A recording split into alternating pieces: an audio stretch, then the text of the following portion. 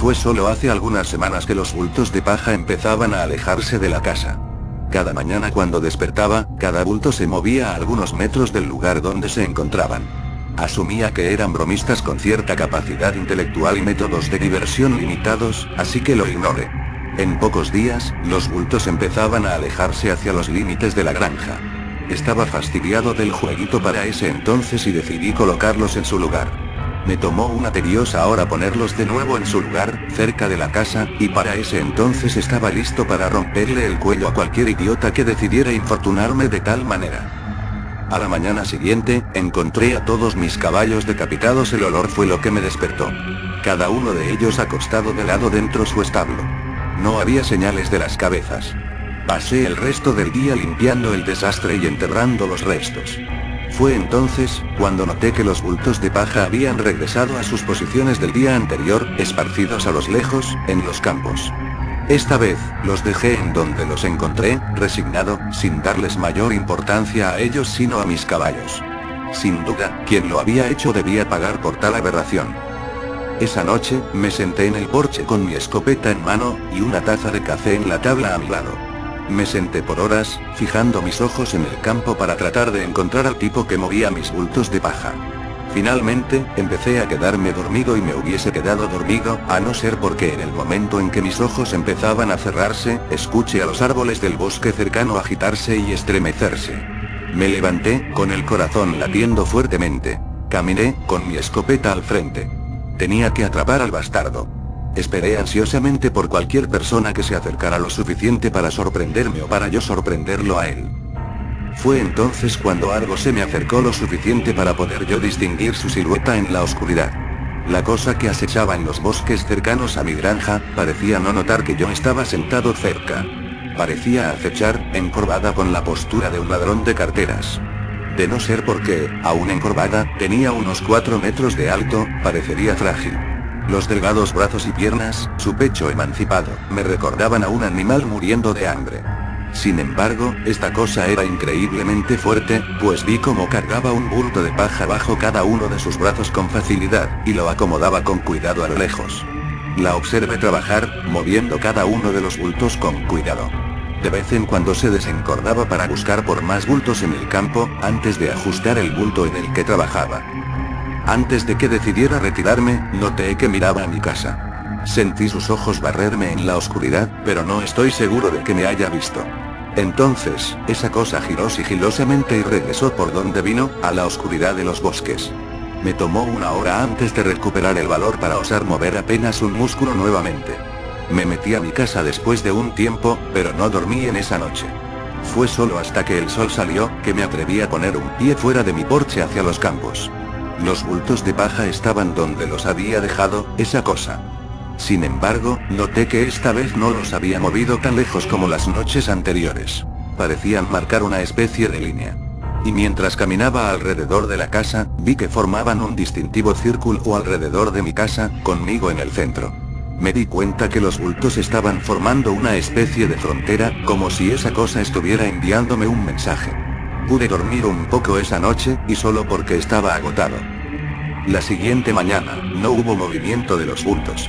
No se movieron para nada por el resto de la semana, de hecho. Estaban finalmente donde esa cosa quería que estuvieran. Enfermé tratando de interpretarlos. ¿Por qué esa cosa habría invertido tanta energía moviendo bultos de paja, y amenazarme con tanta violencia en caso de que yo interfiriera? Asesinar mis caballos fue solo eso, una amenaza. Una amenaza inteligente. Sabía que me asustaría, y sabía que entendería las implicaciones. El sonido de un automóvil trabajando cerca del camino a mi granja, un mañana, me dio un golpe de emoción. Planeaba abandonar la granja desde que vi a la cosa, pero no podía irme a pie sin arriesgar a que me hiciera lo que le hizo a mis caballos. Pero, si podía llegar al automóvil que se aproximaba, lo pararía sin importarme quién fuera, así tuviera que asaltarlos. No tuve la oportunidad. El carro avanzó lentamente por el camino. Le hice señales para que se apurara. Fue cuando pasó entre dos de los bultos de paja que estaban colocados en cada lado del camino, que escuché un estruendo en los bosques. La cosa salió de repente de entre los árboles corriendo en sus 4 flácidos y terribles miembros hacia el automóvil. En solo instantes, se lanzó al auto como un felino depredador. En segundos, estaba pelando la carrocería de metal del auto, tratando de llegar al conductor. El hombre, quien haya sido, gritaba, mientras yo solo podía escuchar el crujido del metal y el romperse de los vidrios. Fue entonces que la cosa lo aplastó en su mano, cuando dejó de gritar el hombre. Lo aventó, y se desencorvó para mirarme nuevamente. A plena luz del sol, pude ver la falta de humanidad en ella. Estaba compuesta de algo asqueroso, terrible y vivo, lo cual estaba pegado formando una burla del semblante humano.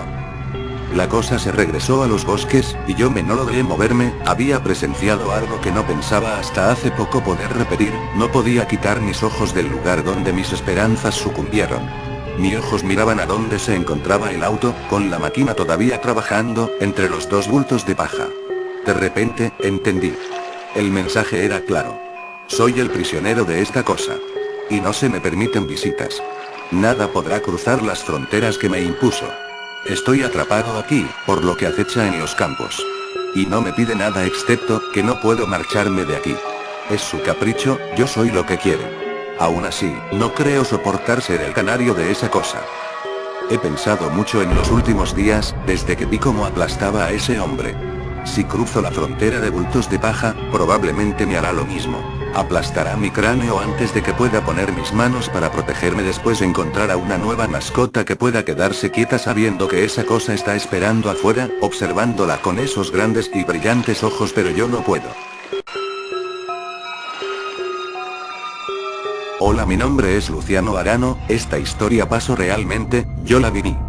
Bueno, yo solo fui un espectador en todo lo que ha pasado y por suerte que no fui la víctima. Bueno, al grano, contaré mi historia. En el 2008 yo tenía un amigo llamado Fabricio y que era unos 3 años más grande que yo. En ese momento Fabricio tenía 15 años y yo solo tenía 12 años. Él era alguien que jugaba mucho al Counter Strike, le encantaba jugarlo, pero un día, él estaba navegando por la página de Clanco, donde siempre hacen propagandas a servers, entonces puso una IP de un server llamado, el server del infierno. Fabricio era tan curioso como yo y él fue y quiso entrar al server, yo lo estaba mirando a él mientras ponía el IP y se cargaba, pero pasó algo totalmente inesperado, a mitad de la barra cargada arriba apareció en un color rojo, y parecía sangre que choreaba, decía, en sangre una poesía muy perturbadora, hola, soy el diablo y tras estas palabras nos hablo, estás poniendo en juego tu vida, ya que es un viaje de ida. Yo por el susto, me fui a mi casa ya que odio este tipo de cosas porque terminan dando miedo. Era un nuevo día y había sol y era hermoso, todo se mantuvo así hasta las 4 de la tarde, cuando vino Fabricio a mi casa, a pesar de que era negro, estaba blanco como un zombie y era depresivo verlo en ese estado, estaba pálido y frío, mi mamá se sorprendió al verlo así y llamó a su casa, pero la línea estaba cortada, entonces mi madre y yo nos sentamos en la mesa y le preparamos un café a Fabricio, ni bien agarró la taza y la tiró porque se le cayó de la mano, después de esto Fabricio puso una cara enojada muy forzada, y entonces nos comenzó a explicar lo que había pasado. Fabricio tenía una voz aguda que se asemejaba a la de un cantante de pop, pero esta vez, estaba con una voz tenue y tembloroso, era impropio de él, con esa misma voz tétrica nos explicó todo el problema, lo primero que dijo fue, Luciano, tenías razón, debíamos salir corriendo del lugar, lo primero que vi al entrar ahí, fue lo de siempre, elegir bando y soldado, pero acá había algo extraño una vez que elegí el bando de antiterroristas, no me apareció uno de esos típicos para elegir, aparecí yo en esa lista y como única opción a elegir, yo acepté, pero me llevé un susto enorme en este momento. La voz de Fabricio se hizo más fuerte y ronca, en la lista estaba el nombre de toda mi familia, mi mamá, mi papá y mis hermanos, al principio pensé que sería mera casualidad, pero me equivoqué, yo pasé eso de largo y seguí jugando, en ese entonces, me encontré con uno de los enemigos y le estaba temblando el rifle, a pesar de que yo solo estaba con una pistola, él tenía un rifle de francotirador y me estaba apuntando en la cara. Él sabe eso porque Fabricio tenía una para saber dónde le apuntaban y entonces decidí matarlo con cuchillo para ahorrar balas, no pude evitar ver que se le caían las lágrimas al que iba a matar, cuando lo maté, salió un grito estremecedor, no parecía venir del estéreo, cuando vi el nombre era mi hermano mayor Diego, él rebajaba en una oficina, al tiro, escuchamos el teléfono sonar, ignore eso y escuché a mi madre gritar y llamarme a mí y a mi hermano menor Sebastián de 11 años. Nos reunimos todos y al parecer, fue asesinado, tenía marcas de puñaladas en el cuerpo y estaba llorando de alguna forma. Ella dijo que no nos moviéramos de casa y que me quedara cuidando a Sebastián. Entonces yo casi llorando volví al Counter-Strike, y lo que vi me dejó sin palabras. Donde había muerto esa persona, había encontrado un mensaje en sangre diciendo: ya has matado a uno, faltan 3 y quedarás liberado de las cadenas que te atan.